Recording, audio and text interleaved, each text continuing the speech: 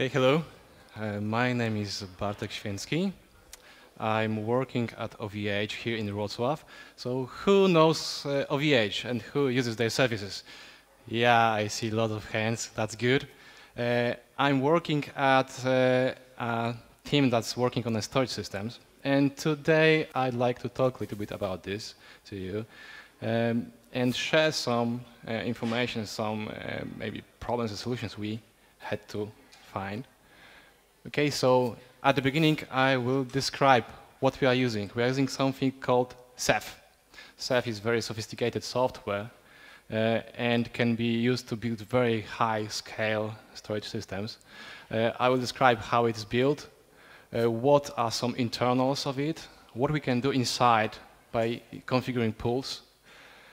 I will also show how we are using this at OVH, because we have pretty large cluster.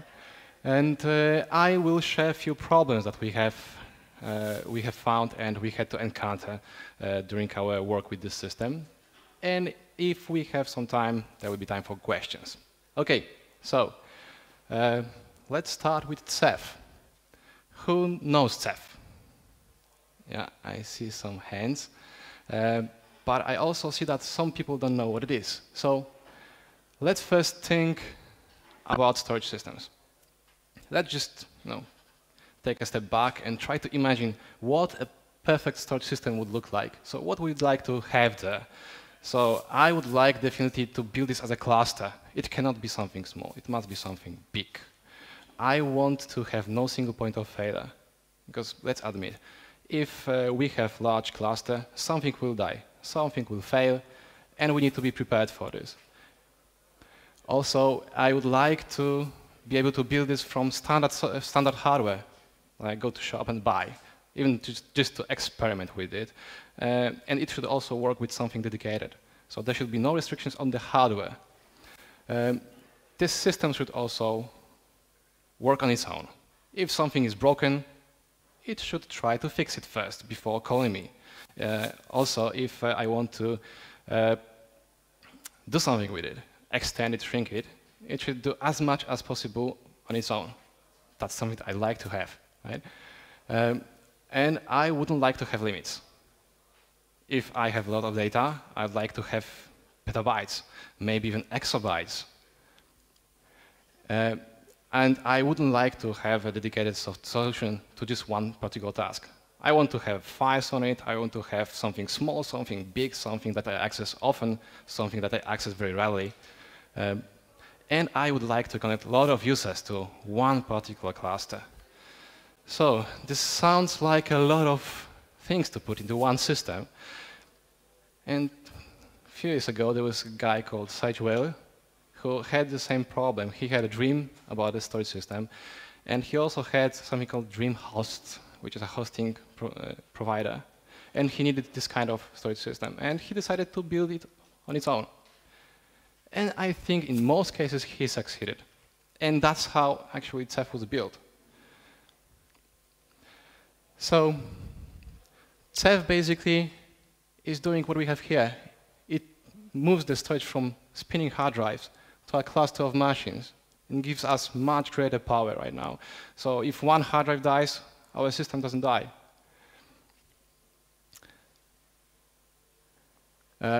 So Ceph itself is very distributed. It can handle failures very well. It can scale very well. It also manages itself. When we have a problem and it detects the problem, it starts doing action on that. So if you lose some data, it starts to find out copies of the data and copy to somewhere else, just to be prepared for another failure.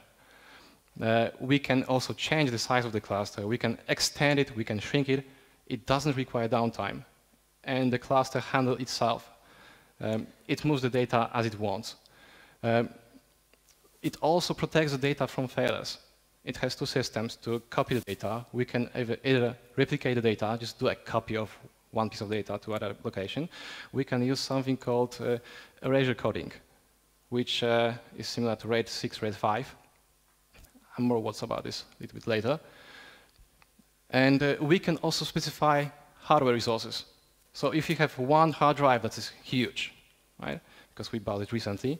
And we have some other older hard drives, which has a fraction of the size. We can say to Ceph that this is a small drive, this is a big drive, put more data on the bigger one, and it will do exactly what we want. Also, this system checks against hardware failures.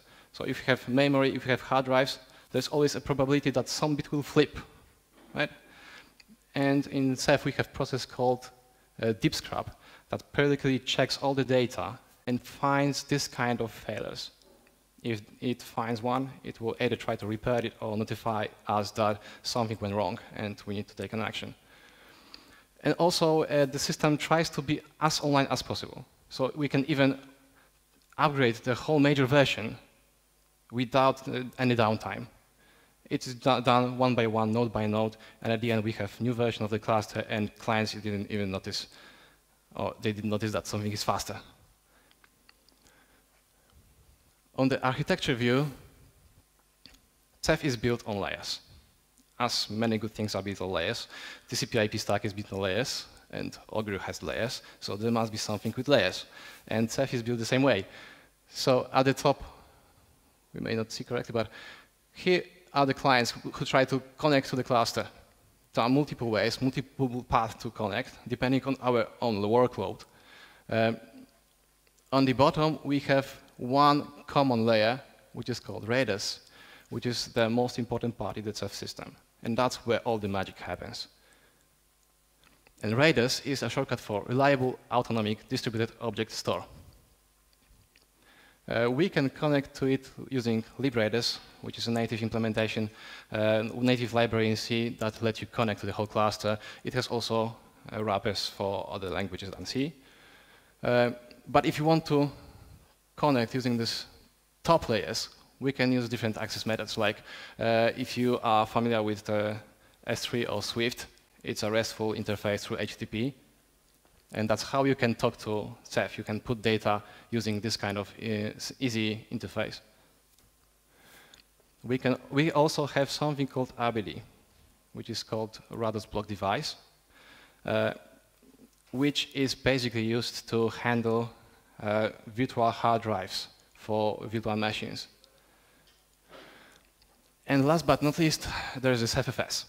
Ceph-as, which aims to be POSIX compile and file system built on top of this scalable cluster. And interesting thing to note is at the beginning of the system, Ceph-as was actually Ceph. So when we were talking about Ceph, it was Ceph-as. That was the original idea, to build a file system. During the development time, it turned out that some new technologies appeared. Virtualization had a spike. And it turned out that we can use this lower level Raiders without Ceph-as to build something really complex, to put hard drives into Ceph without file system, which greatly simplified the stuff.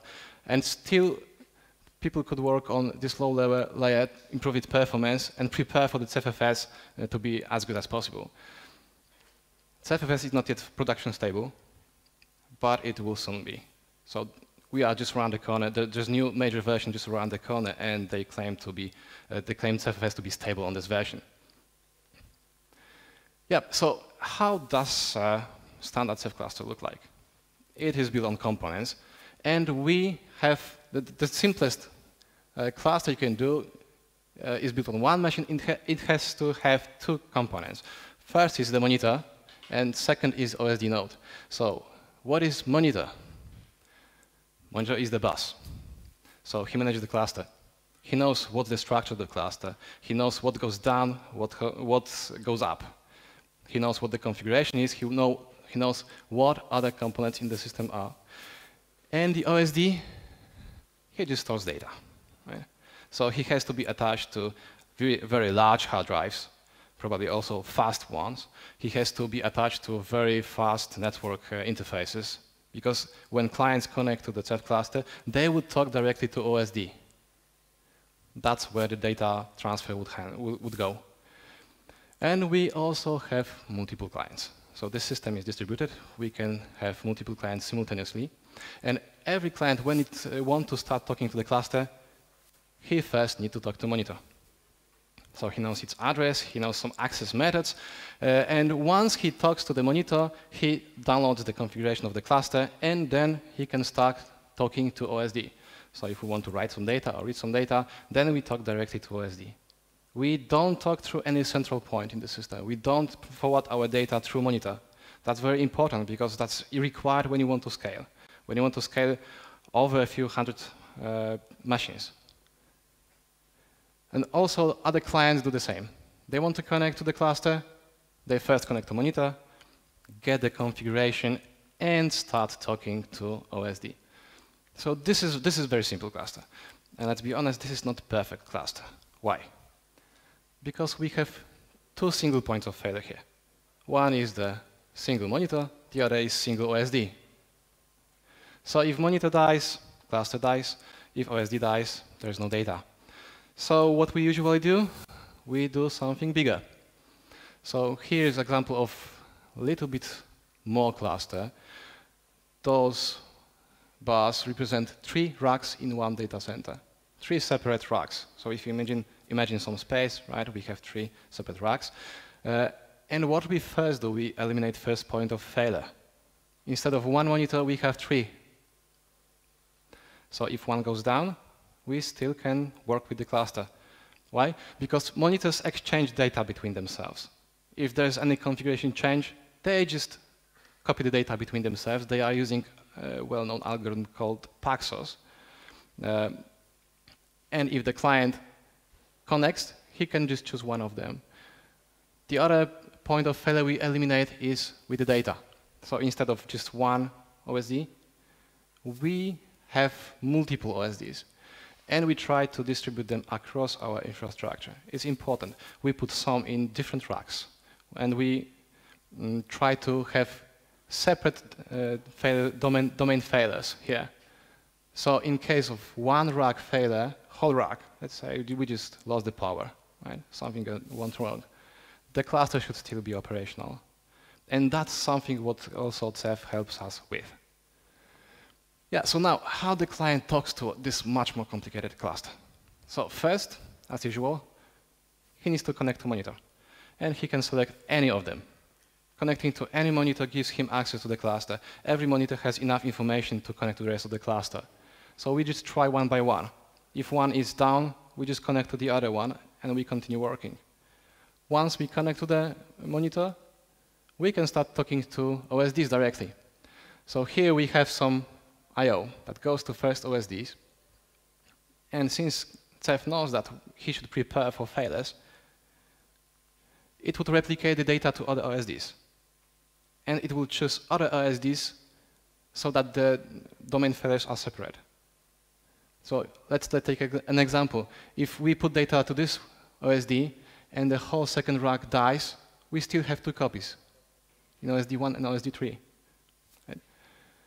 If we want to put another piece of data, we select other OSD, and similarly, this OSD would select other copies of data. It will put other copies to other OSDs to make sure that there are copies of the data somewhere. Okay, so the big question arises, how do we know what OSDs to talk to? Because there may be hundreds of them, even thousands. This is how Ceph is doing this. So every piece of data is put to some kind of object. Object has its own name.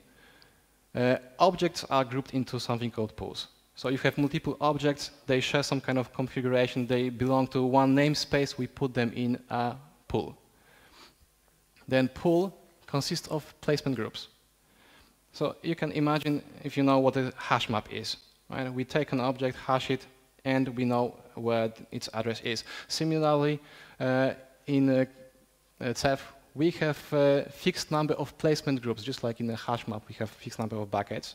And every object we select will end up in one of those groups. And we just take the name of the object, hash it, and that's how we find out what the placement group is. You may wonder why we need this step. It just simplifies the bottom layers. Because then we operate just on some number, which is in a known range. Right? So we take the hash of the name of the data, and we just selected placement group number 3. Now there is the most important part in whole Ceph selection process. There is an algorithm called crush. This algorithm was created directly to support Ceph. It has some special properties. It supports this failure domain. It knows that if it wants to find out what OSD to find, that it has to select OSDs from different racks. It also knows that if we end up in one rack, it will select OSD that has enough space, right? Because some OSDs may be bigger than the others. But to know how to distribute the data, it requires some information, and this is called a crush map. And once we got this information, from the name of the object, we end up selecting 3 separate OSDs, if we of course replicate it into 3 different pieces. So now, what the crush map data should be. Right? So we can imagine what is important in data center to protect against failures. So we need to consider how physically the data center is built. Like in OVH, we have multiple data centers across the whole globe. That's the top level of the hierarchy. In each data center, we have different rooms. Like here, this is an example of a Strasbourg data center where we use containers, which we built the data center from. In one room, we have, of course, multiple racks. Like here, it's an example of OVH rack. You may notice here this red and blue pipes. These are famous water cooling. This is famous water cooling system used at OVH. And at the bottom, we have physical devices. So when you see, it just builds a tree of resources that we have in our data center. And we can put this into the crush map. But of course, this is not exactly how your data center may look like. Your data center may look like this. Just a bunch of Raspberry Pis built to have a toy cluster. And Ceph also lets you write this into its configuration. So it is very flexible. Now, next thing we want to put into the crush map is information how to spread data. So we don't want this algorithm, this crush algorithm, to put data into one rack, right? We want to replicate it across racks. Sometimes we want to replicate it even across data centers, right?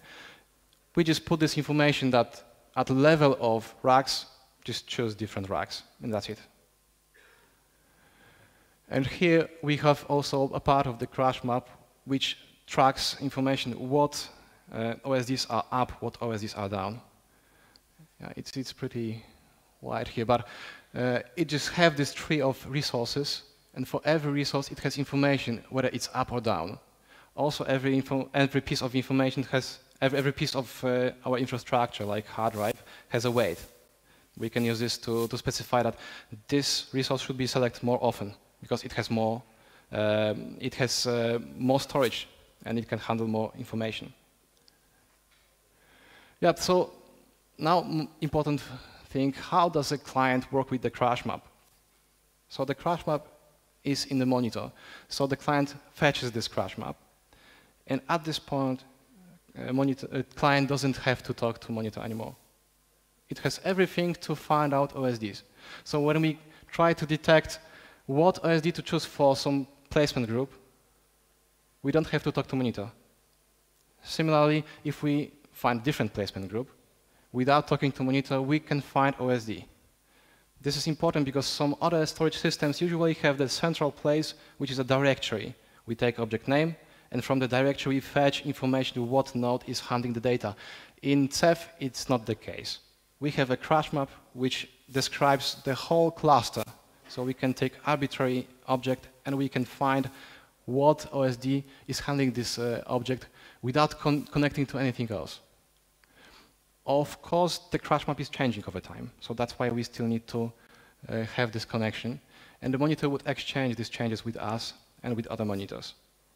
But the amount of information sent here would be really low compared to what we would have to do if we connect to this kind of central directory all the time. Okay, so now let's talk about pools, because we have to specify some properties of replication, for instance. Ceph supports two major kinds of pools. First one is replicated one. Like here, we just do clones of data. Right? We can specify how many clones we want to have. The common usage here is 3 clones. And we also can specify additional parameter, which is called min size. So as long as there are min size copies of the data, the cluster would continue working. Right? So if we have 3 clones, but right now, because of some failure, we have only 2, we can still work with this cluster. And over the time, the cluster would rebalance itself, heal itself, copy some data. We will end up finally having 3, but we can still work. If number of replicas goes below that limit, let's say we lost 2 of 3 replicas, okay, we give up. No, I'm not working here because I may break more things than what I would do if I just block the request. And that's what Ceph is doing. Also, in kind of this pool, as talked earlier, there's a deep scrub process that's periodically scanning across all the data in the cluster, reading all copies, and finding out if they are bit to bit the same. If there's mismatch, looks like we have a hardware failure. And we notify administrators to do some action on that. From the point of the client, when we want to write data, we just talk to the primary OSD, because for given objects, there's always a primary one, and if we have replicas, we have secondary ones. So we always talk to the primary one, and the primary one will then send this data to other OSDs. When we are reading data, we also do the same. We just talk to the primary one. So it just simplifies the structure of the client. The other kind of pool is a rigid-coded pool. A rigid-coded is a mathematical formula to extend data to a bigger size, like we have this funny cut here. We just extend it, we add some more data. And when we lose part of the information, we can still recover the whole picture, original picture. So it's configured by 2 parameters, k and m, which says, this k parameter says, split the original data into k parts, add m parts on top of it, and if we lose at most m parts, we can still recover. So it's much better because we, as in case of replicated pools, we have to have copies. So let's say we have 300% of occupied space. Here, this is much lower, like 40% in this example. So it's very similar to how RAID 5 and RAID 6 works. We can lose 1 hard drive and we can still recover. Ceph also checks the consistency of objects when it's reading the data. So once we detect the failure, in some situations we can even fix the data. Right? That's how a rigid-coded pool works. Sometimes we cannot recover, so that's when we alert administrators. And this whole architecture is really pluggable. So Ceph team made sure that algorithms can be exchanged here very easily. And companies like Intel and Fujitsu took up on that and implemented their own plugins to speed up things. The problem with a rigid-coded pool is that it is really CPU intensive. So when we take the original data, extend it, it takes CPU time. So we need to be very careful. We cannot underestimate the CPU power here. And extra problem with a rigid-coded pool, which is a technical limit of Ceph itself, is we cannot do partial updates. So in case of a replicated pool, when we have just a tiny piece, even 1 byte of data changed, we just write this 1 byte, and it's replicated. In case of a rigid-coded pool, we have to first fetch whole data, change this 1 byte, and store this back.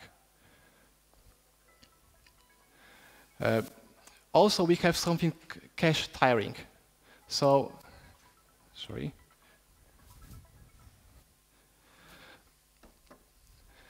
Cache tiring is a system very similar to other caches, where we take something which is fast, but usually slow, and we take something that is slow but very large, and we mix this together. Because it turns out that in reality, usually we access just a part of data, just some hot subset of the data, and the rest is just lying, doing nothing. Right? And Ceph also can take advantage of that. So we put one layer on top of the other. We have faster I/O, which is directed to cache to this top layer, and we have slower I/O, which is happening very rarely, that is going to the lower layer. Right?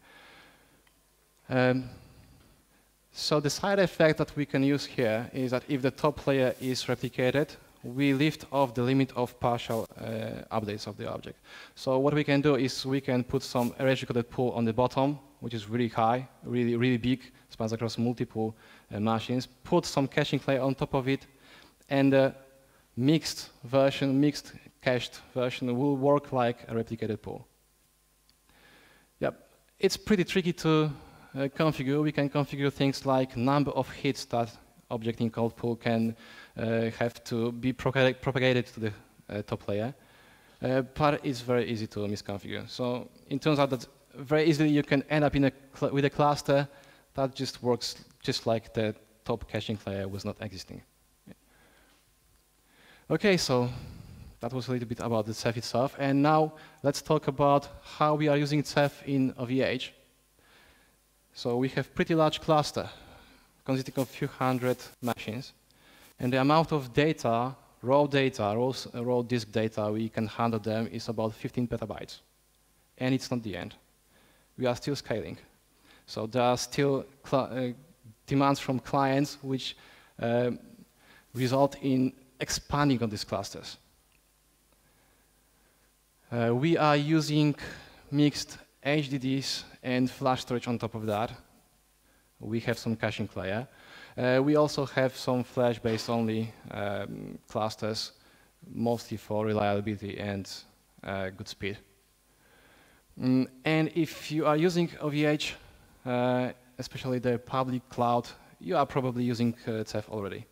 So if you are using high availability backends, so if you create a virtual machine, you can select what hard drive type you want to use. If you use high availability, that means that you are using Ceph already. You don't know it, but you are using it. And we also are planning a solution to backup, to have a large backup cluster based on erasure-coded pools here.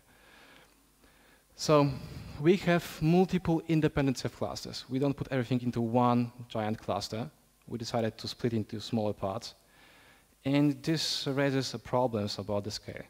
So it's very hard to start orchestrating all these pieces of infrastructure together. So we created a dedicated software for this, which we called Ceph-as-a-Service.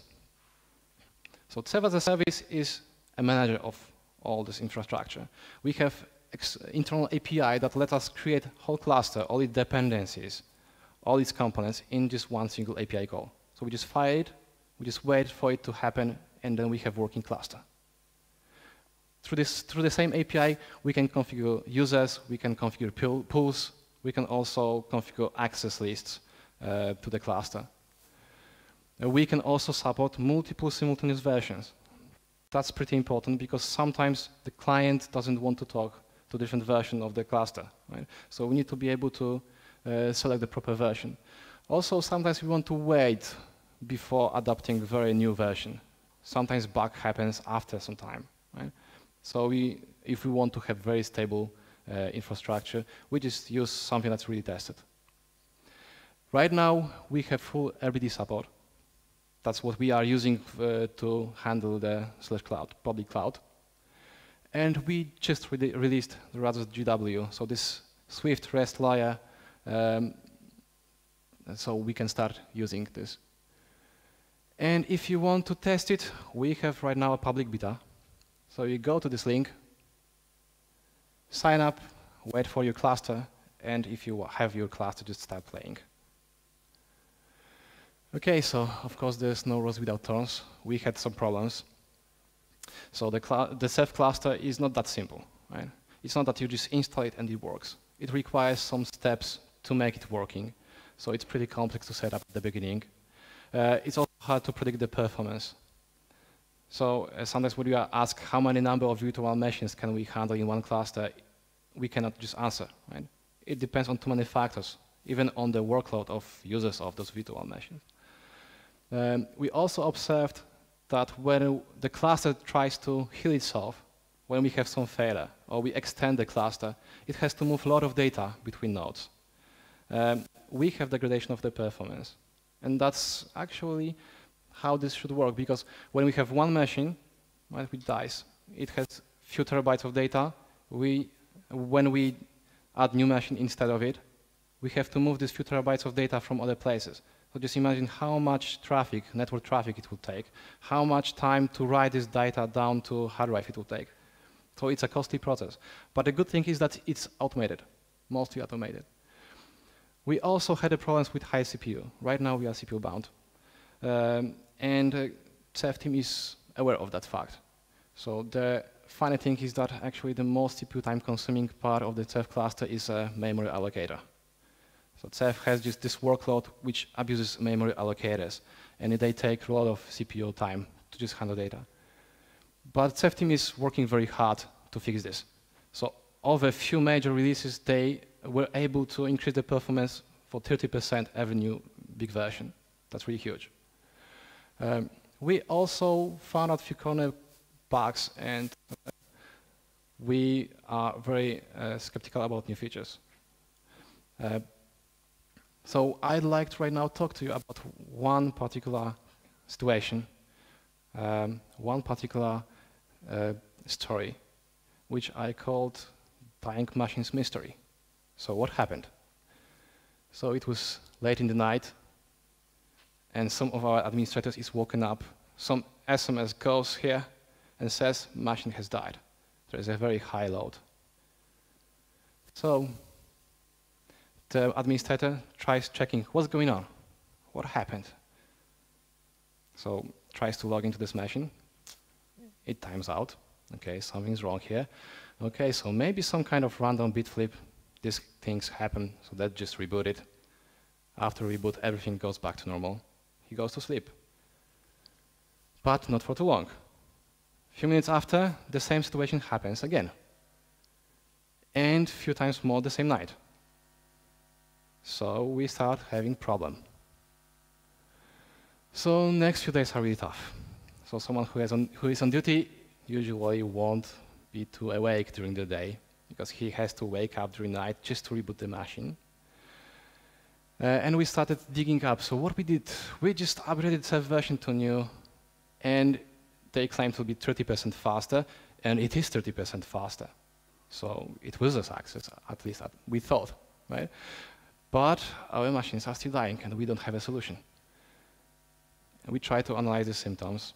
They are always the same, and they are very strange. There's a really, really high load, but no CPU, no I/O, plenty of free memory. So what happened that we have this kind of high load? So the only thing we have found out is really a lot of red traces of I/O weights everywhere. So we started investigating this much deeper. So we installed software called Crush, which is Linux dedicated software that lets you dump the whole kernel and then analyze it bit by bit, byte by byte, structure by structure, and you can analyze the whole picture of the system when you did the crash, when you did the crash dump. And we also started digging into the kernel source code to find out what actually happens. So we ended up in something called thread pools. And we found out the cause of the problem. Just a few lines were enough to fix the issue. We could sleep again during the night.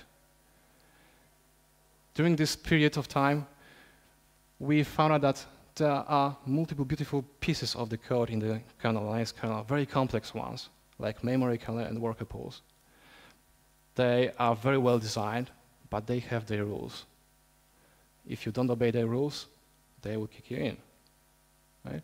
So one of our caching system just forgot to use one bit of information somewhere. Forgot to mark the information that he will reclaim the memory. And the situation was that we ran out of memory. Of course, it's hard to run out of memory on Linux when you have plenty of it, but Linux tries to use everything for page cache. So it's very easy, actually, inside the kernel to run out of memory. And when this happens, the kernel tries to reclaim some memory used by file system buffers. And when it did this, it turned out that in order to reclaim some memory, he has to spawn new thread. but he had no memory to spawn the thread. And that's why we have the cycle, right? And there was no way to recover from the situation. And the funny thing is that kernel developers actually predicted that situation, and it was written in the documentation. So we just fixed this problem, and right now we can sleep well. So if you like this story and would like to meet the Ceph deeper, please come visit our Run Above, which is our laboratory website, and sign up for Ceph cluster as a beta tester. And if you want really to get your hands dirty, please come to this website. We are recruiting. Also, if you want, you can visit our booth there in the corridor. Okay, so thank you. If you have any questions, please ask. If we have time, of course.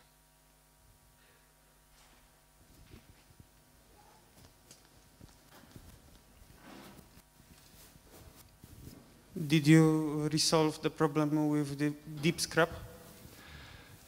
Yeah, partially. A new version of Ceph actually solves it itself. So it looks like it is much better prioritizes the traffic across the cluster.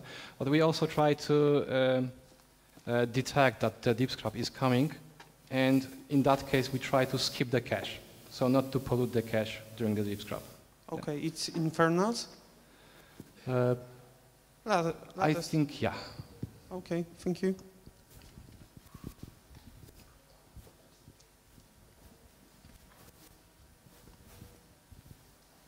What's the minimum capacity of network connection between Ceph nodes that's recommended and that you have in production environment? In the production environment, we're using 40 gigabits NICs, but we don't saturate them yet. So 1 gigabit is really enough for a small cluster.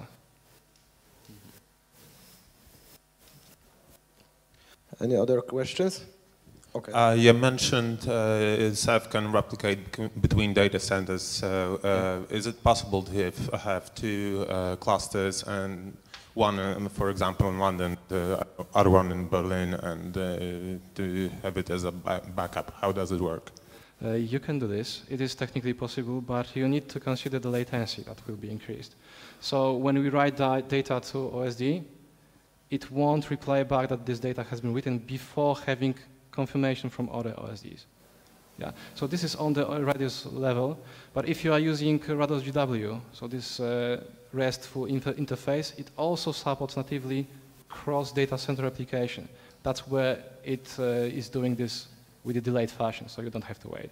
But it's only for this level where you have Swift or S3 interface on top of Ceph.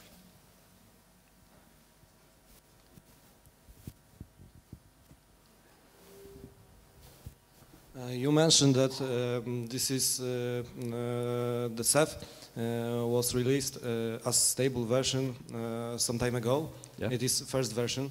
So my first question is it not too risky to use it on production? And second, are you developing it also? Sorry, can you repeat? Are you developing it also as OVH?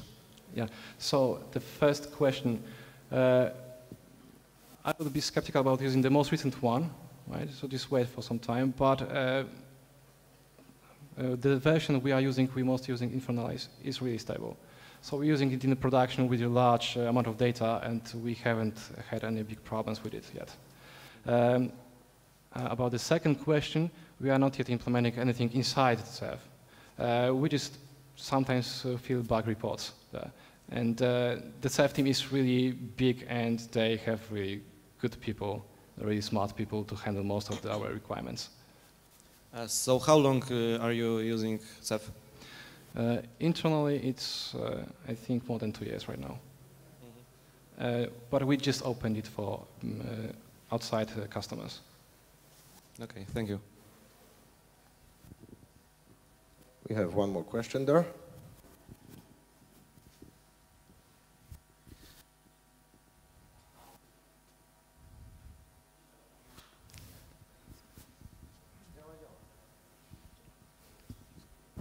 Okej, ja będę mówił po polsku po 2 godzinach.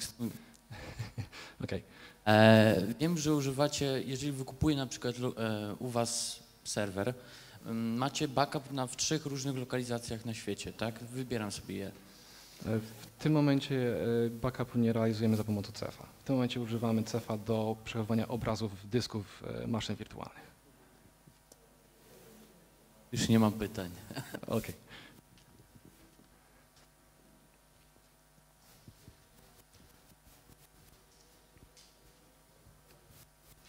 So could you please elaborate on major differences between Ceph and existing distributed storage systems like Hadoop?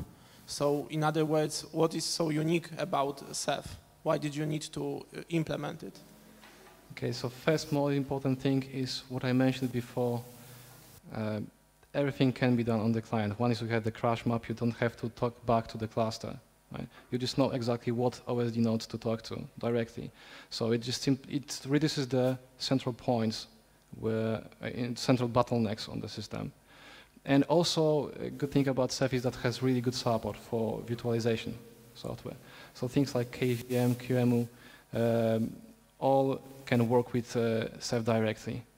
And we see that there is a really huge interest in Ceph, in development of Ceph across multiple companies, so it has really great future.